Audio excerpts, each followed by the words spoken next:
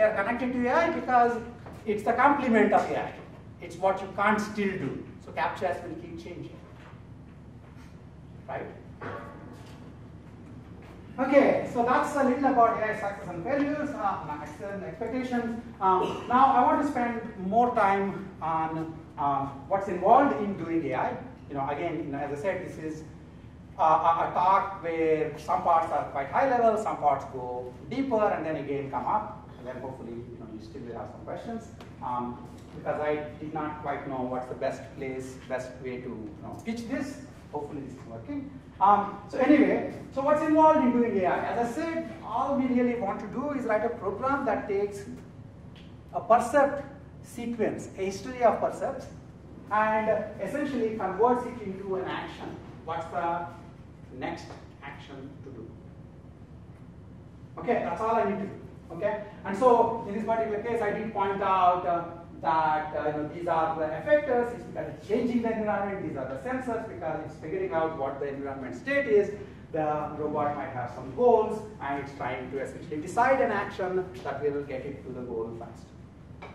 Not fast, I mean, with a high probability. Okay, so so what I want to talk a little about is to make you think a little about what aspects of the problem make it hard versus easy. To the extent if you think this is a robot that you're trying to design, what about the environment makes this problem hard? What about your effectors make this problem hard?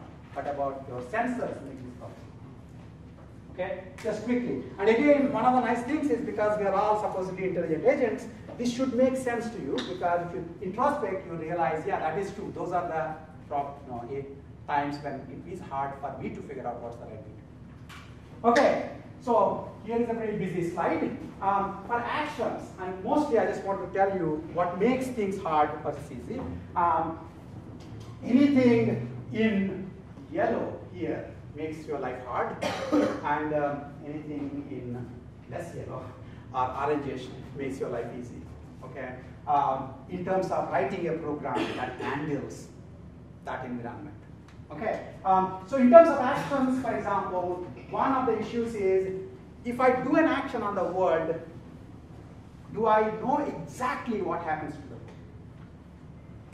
That's a deterministic case. So I essentially know exactly what happens to the world once I do that action. If it's deterministic, then things are easy. Many a time when we do an action, there are uncertain outcomes.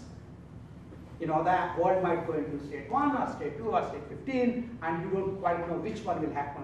You may only know probabilistic information.